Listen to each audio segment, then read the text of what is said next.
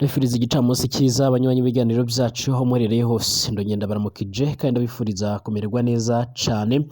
Turi ku gicamunsi cyo ku cyumweru kw'igenekerezo rya 25 Myandagaro umwaka wa 2024 turagarutse mu idonido ry'amakuru akomeye cane, amakuru yihutirwa, amakuru adafise ivumbi na gatoya, amakuru tubashikiriza dufatanyije abamenyesha makuru bacu bagiye batandukanye bari hirya no hino ku isi basanzwe bafise uburambe mu gutohoza ndetse no gutahura amakuru ijya nino. Ndabaha ikaze mwese rero abadukurikira no kuri ndobonesha kure yacu hano ya Burundi News TV.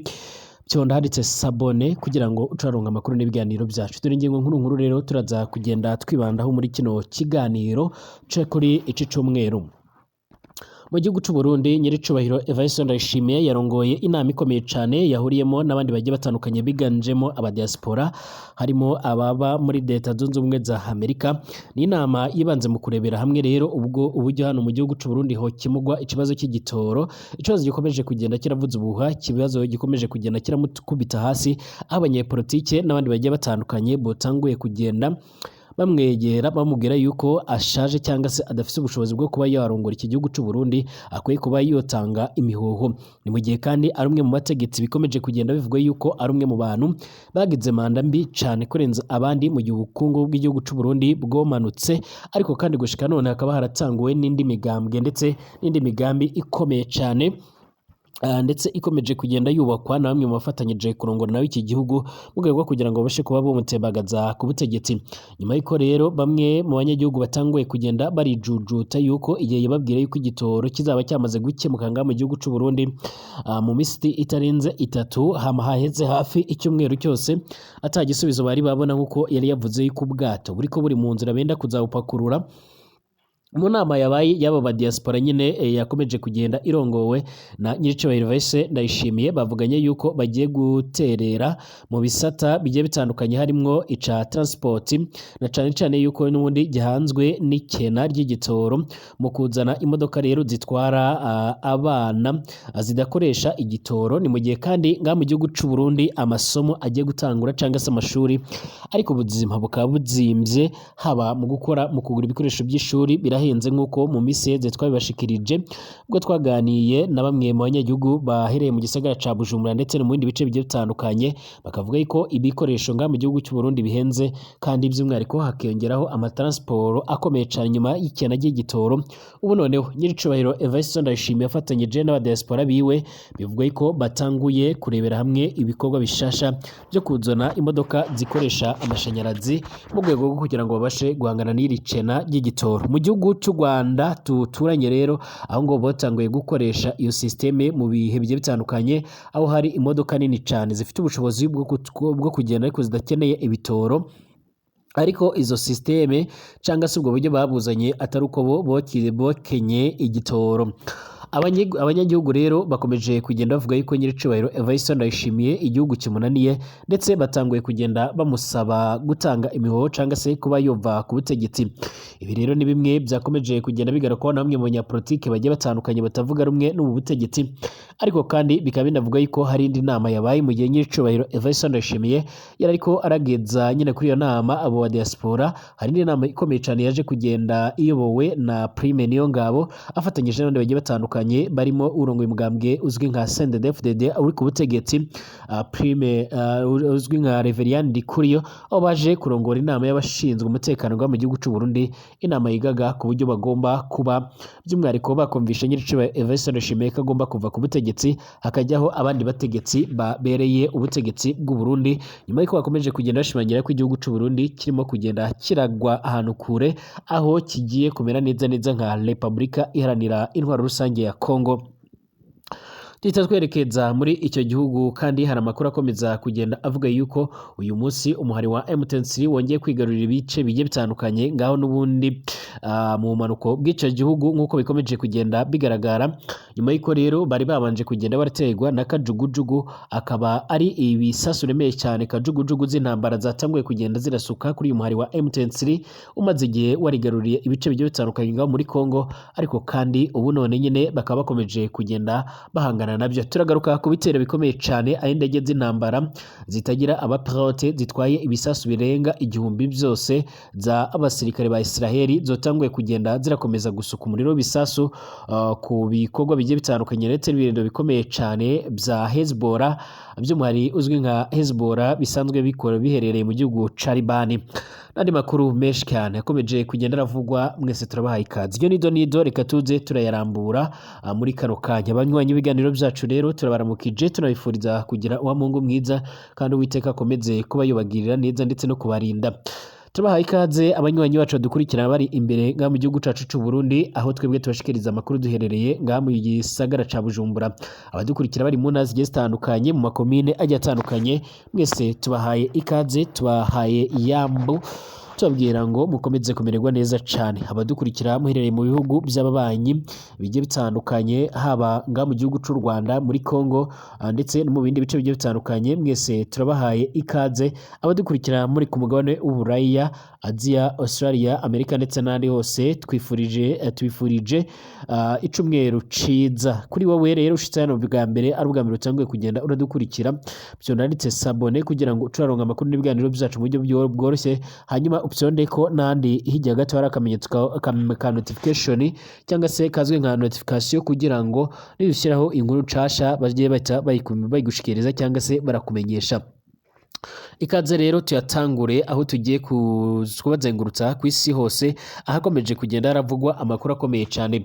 Haheze imisi myinshi cyane rero nyiricubahiro aherutse kugenda atangaza yuko nyine ikena ry'igitoro rigiye gukemuka vuba.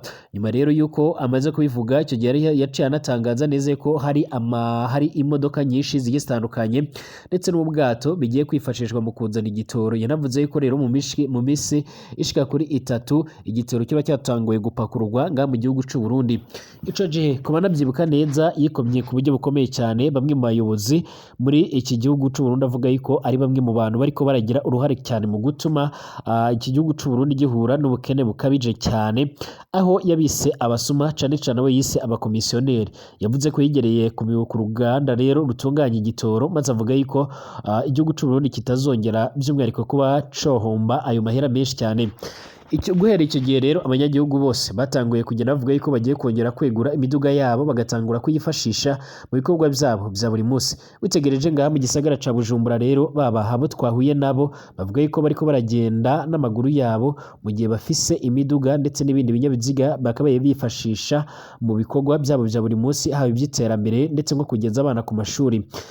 Mbere yaho gato kandi hari abanyagihugu bamwe na bamwe bakomeje kugenda bashimangira ko bafise impungenge z'uburyo rero abana babo bazotangura kujya ku mashuri ata miduga babasha kuba bo kwifashisha, ndetse no kubona imodoka ngaha mu gisagara ca Bujumbura no mu bindi bice bigiye bitandukanye by'iki gihugu c'u Burundi biragoye, kubera yuko nyine haba hari umubare munini cyane w'abantu w'abagenzi bariko baratega nyuma yuko ibinyabiziga asa naho ari bice cyane. Nyuma y'uko rero abanyagihugu bakomeje kugenda baratera hejuru, bakavuga yuko nyiricubahiro Evariste Ndayishimiye ari umubeshi ameze nka Perezida Félix Antoine Tshisekedi Tshilombo arongoye igihugu ca Congo. Nyuma y'uko bavugaga yuko rero nawe bagiye gutangura kumufata nk'umubeshi, hari inama ikomeye cyane ikirabera ngaha mu gihugu c'u Burundi. Nyine ni inama ikomeye cyane iriko yahuje nyiricubahiro Evariste Ndayishimiye n'abandi bagiye batandukanye baba diaspora b'abarundi, bavuga yuko rero bagiye gutangura gushora imari zabo mu Rwanda, bagiye gutangura gushora imari zabo ngaha mu gihugu c'u Burundi nyine mu rwego rwo kugira ngo babashe kuba bokemura ikibazo kigendanye n'igitoro gikomeje kugenda kirafasa iyindi ntera, aho bagiye kuzana imodoka nyine zizojya zifashishwa mu gutwara abana zidakoresha igitoro ahubwo zifashisha amashanyarazi. Ibyo nibyo ibihugu byose byitezwa rero by'umwihariko imbere n'abadiaspora bakorera muri Ethiopia ndetse n'ahandi hose ku isi, kuko baragenda bagakora ubuzihama rero bakaza kwinvestisa iwabo kugira ngo bateze imbere ibihugu bamukamo. Nibyo rero byakomeje kugenda birangwa na bamwe mu diaspora bagiye batandukanye, cyane cyane abadiaspora baherereye muri Leta Zunze Ubumwe za Amerika. Bagize bati turabashimire cyane rero abarundi bafise uwo mutima wo gukunda Uburundi ndetse no gukora ibikorwa nk'ibyo.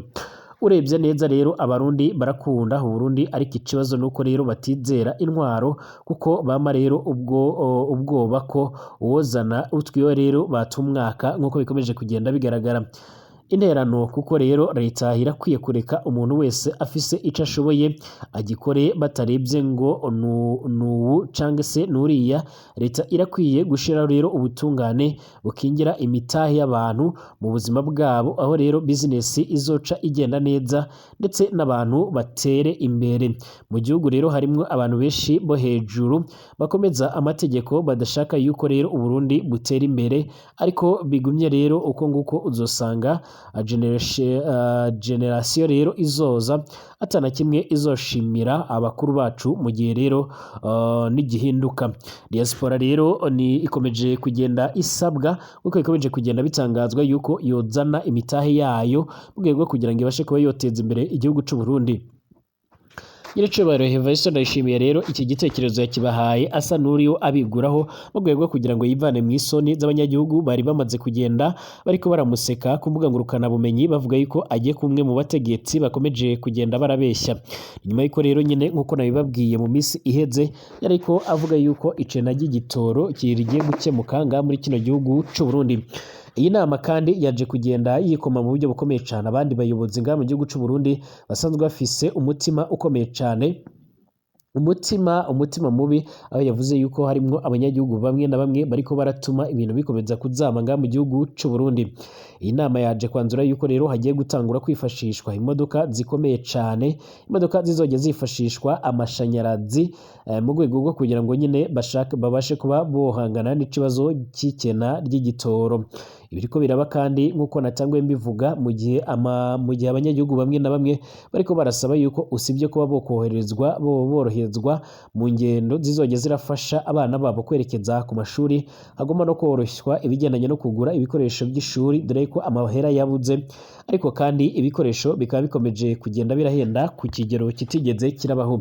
Ibi byose ni ibibazo bikomeje kugenda byugariza ubutegetsi bwa Nyiricubahiro Evariste Ndayishimiye, ndetse hakiyongeraho ibindi bibazo bigiye bitandukanye iby'umutekano, imigambwe itavuga rumwe n'ubutegetsi bwiwe ikomeje kugenda igaragaza ibibazo bigiye bitandukanye, byose bikaba biri ku mutwe w'uyu mutegetsi usa naho gushika none abo bafatanyije kurongora kino gihugu atacyo bibabwiye, ahubwo bo bakabona yuko ari umwe mu bategetsi b'inkorabusa atakintu na kimwe amariye Uburundi. Ku rundi ruhande mu gihe rero iyo nama yari iriko iraba biga ku bibazo bigiye bitandukanye byugarije iki gihugu cacu ciza c'u Burundi, ku rundi ruhande General Prime Niyongabo arongoye igisirikare cy'u Burundi akaba yari ari kumwe n'urongoye cyangwa se akaba yari kumwe n'umunyamabanga mukuru w'umugambwe CNDD-FDD Reverien Ndikuriyo, nabo bari bafise indi nama ikomeye cyane. Ni inama yigaga rero ku buryo abategetsi bombi bari hejuru bagomba kotsa igitutu Nyiricubahiro Evariste Ndayishimiye mu rwego kugira ngo abashe kuba yatanga imihoho, ariko kandi amakuru y'ibanga adafise ivumbi namba twashiye kuba turonka nuko bakomeje kugenda bagerageza ko bomwumvisha ndetse no kumubwira yuko nyine adakwiye kongera kwitoreza ikibanza c'umukuru w'igihugu. Ibi rero kandi biragaragaza neza yuko bamwe mu bategetsi mu gihugu cy'u Burundi bamaze kugenda bararambirwa ubutegetsi bwa Nyiricubahiro Evariste Ndayishimiye. Ibi byose kandi bikomeje kugenda bigaragara ndetse binavugwa gutyo mu gihe indi migambwe igiye itandukanye itavuga rumwe n'ubutegetsi ngaha muri kino gihugu cy'u Burundi ikomeje kugenda igaragaza ibibazo bigiye bitandukanye, ikomeje kugaragaza neza yuko abanywanyi babo bari kugenda barashimutwa, abandi bakanyuruzwa, abandi bakicwa, abandi bakagenda baratoragurwa ibiziga byabo bamaze kugenda bicwa, kandi byose bigashirwa ku mutwe w'imbonerakure zisanzwe zibarizwa ngaha n'ubundi mu mugambwe uri ku butegetsi, akaba ari urwaruka rubarizwa muri CNDD-FDD. Ntituramenya rero iyo ngingo niba Nyiricubahiro Evariste Ndayishimiye ashobora kuzayemera cyangwa se kuzayishira mu bikorwa cyangwa se azayirengaho. Ibiganiro byahuje i Rwanda intumwa za guverinoma y'u Rwanda n'iza Repubulika Iharanira Intwaro Rusange ya Kongo ni kwigenekerezo rya 20 ndetse n'igenekerezo rya 21 Mwandagaro umwaka w'2024. Bivugwa ko rero atacyo byatanze bitandukanye n'ibyari byitezwe nk'uko amakuru akomeza kugenda adushikaho nonaha. Ibi biganiro kandi byabaye mu nyuma y'ibintu bibiri by'ingenzi. guhura rero by'umwihariko kw'inzobere mu by'ubutasi z'u Rwanda ndetse RDC na Angola ndetse no guhura kwa Perezida Joao Lourenço ndetse na Perezida Paul Kagame arongoye igihugu cy'u Rwanda ndetse na Tshisekedi wa Congo. Guhura kw'inzobere mu butasi rero kwabaye ku igenekerezo rya 7 ndetse n'iry'umunani Nyandagara w'umwaka wa 2024 kwashingiraga rero ku mwanzuro wafashwe n'abaminisitiri hari ku itariki ya 30 Nyakanga zaganiriye ku buryo bwo gusenya umuhari wa FDLR bwateguwe rero na guverinoma ya RDC. Perezida Joao Lourenço ahura n'abakuru b'ibihugu rero bibiri mu misi ikurikiranye rero baganiriye ku buryo ari ngombwa ko akarere k'ibiyaga bigari nyine kagira umutekano, bigaragaza neza yuko rero bizagerwaho mu gihe ibiganiro bya Rwanda byakomeza bigatanga umusaruro byitezweho. Uyu mukuru w'igihugu kandi yanagaragarije Perezida Paul Kagame na Tshisekedi umushinga w'uburyo rero amahoro n'umutekano byoboneka. Uyu mushinga kandi rero hamwe na raporo z'inzobere mu butasi byasesenguwe n'abaminisitiri hari ku itariki nyine za 2021 Myandagaro mwaka wa 2024. Gusa ariko rero bitandukanye no ku itariki ya 30 Nyakanga kuri iyi nshuro rero nta myanzuro y'ibyavuye mu biganiro y'izi ntumwa yashiye kuba yoshyirwa ahagaragara. Ikinyamakuru Jeune Afrique cyo catangaje neza yuko ivyo biganiro byabaye ku itariki ya 21 Kanama byaranzwe n'ubwumvikane buce cane bushungiye ku kuba rero ahani byarabaye mu gihe umutwe witwaje ibigwanisho wa M23 warwanaga n'imihari igitandukanye irimo nk'abazarendo ishigikiwe kandi yifatanya na leta ya RDC, ikaba ukomeje kugenda wagura ibirindiro, ndavuga uwo muhari wa M23. Guverinoma ya RDC isanzwe irashinja igihugu cy'u Rwanda rero gufasha uyu muhari wa M23 mu buryo burimo kuyiha abasirikare ndetse n'ibikoresho. Ibi byagarutsweho kandi n'intumwa za RDC muri ibi biganiro byabereye i Rwanda. Gusa rero ni ibirego rero leta y'u Rwanda yo isanzwe itera utwatsi ikagaragaza neza yuko bigamije kuyobya uburari, ahubwo ikibazo gikomeye cyane ari ikibazo cya FDLR. Minisitiri w'ububanyi n'amahanga wa Repubulika iharanira intwaro rusange ya Congo Thérèse Kayikwamba yagaragaje neza yuko nubwo ibiganiro bya Rwanda byanzuye ko guhera ku itariki 4 Myandagaro umwaka wa 2024 imigwano igomba guhagarara bitigeze byubahirizwa. Nubwo kandi M23 yasabye guhagarika imigwano, umuvugizi wayo ku rwego rwa politike bwana Lawrence Kanyuka ku itariki ya 1 Kanama mu mwaka wa 2024 we yasobanuye yuko uyu mwanzuro utabareba by'ako kanya nyine bitewe nuko nubundi bitewe nuko rero udahagarariwe, bitewe nuko batigeze bahagararirwa mu biganiro bya Rwanda. Yongera yuko nyine ariko bimeze, ariko bamaze igihe kinini cyane bigwanaho, kuko rero ngo bagwana iyo batewe n'ihuriro ry'ingabo za leta ya Congo. Bwana Kanyuka kandi yanavuze yuko AFC cyangwa M23 ihamya ko rero itarebwa n'ibyo ngibyo rero by'ako kanya n'imyanzuro yafatiwe mu biganiro ititabiriye. Iributsa ko rero ihuriro ry'ingabo za leta ya RDC rimenyereye rero kwifashisha agahenge n'ihagarikwa ry'imigwano rero mu kwisuganya ndetse no gutsemba ubwoko, kugaba ibitero ndetse no ku baturage ndetse no ku ngabo zabo zikomeza kugenda zirarinda abanyagihugu. Nk'uko kandi uyu muhari wa M23 ukomeza kugenda urabisobanura kenshi, ihuriro ry'ingabo za leta ririmo rero ingabo zisanzwe z'iki gihugu zizwi nka FARDC, imihari igitandukanye irimo nk'abazarendo, FDLR, abacancuro ndetse n'ingabo z'u Burundi n'iz'umuryango wa Afurika y'Amajyepfo ubukungu uzwi nka SADC, hakiyongeraho n'ingabo zo muri MONUSCO. Angola rero ibona yuko mu gihe imyanzuro ibiri y'ingenzi yafatiwe mu biganiro bya Rwanda yakubahirizwa, amahoro n'umutekano byagaruka mu karere.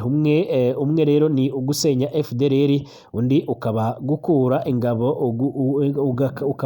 ingabo aho zafashe nk'uko biriko bitangazwa.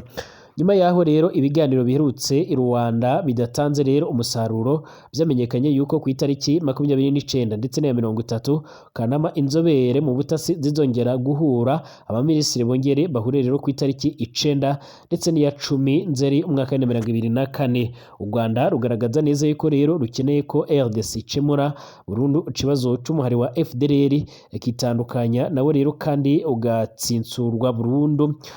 Iyo kimwe rero n'abasesengura abasesenguzi benshi babona ko ikibazo cya M23 kizakemuka binyuze mu biganiro aho kuba rero intambara nk'uko rero ubutegetsi bwa Kinshasa bukomeza kugenda burabitangaza. Icyakora kandi nubwo ku ruhande rwa Kinshasa bakomeza kugenda bishora mu ngwano, amakuru ndetse akomeje kugenda agaragara uhereye igihe botanguriye kugwana, biragaragara neza yuko n'ubundi ku ruhande rwa leta yahindutse nubwo bafise ibikoresho byinshi ndetse n'abafatanyabikorwa benshi n'ubundi atabushobozi bafise bwo kuba bogwanya uyu muhari wa M23, dore yuko ukomeza kugenda urafatana ibice byinshi cyane bigiye bitandukanye. Uyu munsi umuriro wongeye kwaka rero muri ivyo bice bigiye bitandukanye bisanzwe biragenzurwa n'uyu muhari wa M23 usanzwe urongowe n'abasirikare bakomeye cyane barimo nka General Sultan Makenga asanzwe yarabaye mu gisirikare ca FARDC n'abandi bategetsi bagiye batandukanye bakomeje kugenda bagaragaza ndetse banerekana ubuhangange bwinshi cyane bugiye butandukanye. M23 kandi yongeye kwigarurira agace ka Kikuvo nyuma yo gutegwa rero na kajugujugu nk'uko biriko biratangazwa. Nyuma y'amasaha make cyane y'ingwano, inyeshamba za M23 zigaruriye agace ka Kikuvo, umudugudu rero wo muri teritwari ya Rubero, mu nyuma yo kugabwaho ibitero bikomeye cyane na kajugujugu. Aka gace rero ka Kikuvu rero n'ubundi mu misi ishize byo byatangajwe neza yuko kigaruriwe n'uyu muhari wa M23, ariko ntihagira rero igihe ariko ntihatangajwe igihe yakaviriyemo cyangwa se nuko byagenze ngo ikavemo. Ahagana isaha y'isambiri n'iminota 20 kajugujugu ifise ibara rya gisirikare yagabye igitero ku nyeshamba za M23 Ibunagana. Iyi ndege rero itaramenyekana neza ngo yavuye mu gihuru rero kiri mu butaka bwa Kongo, hanyuma irengera mu kirere ca Uganda ihunga amasasu, uko amakuru ariko akomeza kugenda arabitangaza. Amakuru akomeza kugenda araturuka ngaha mu gace ka Bunagana.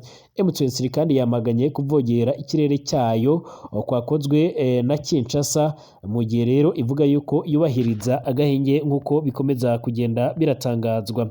Abinyujije ku rubuga rwiwe rwa X, perezida wa M23 Bwana Bertrand Bisimwa yagize ati ubutegetsi bwa Kinshasa ntabwo rero bwigeze buhindura imyifatire y'intambara, bwifashishije ihagarikwa ry'ingwano kugira ngo bwongere rero bwisuganye butekereze kandi bwongere gupanga ingabo zabwo kubona ibikoresho bishasha ndetse no gutangiza intambara.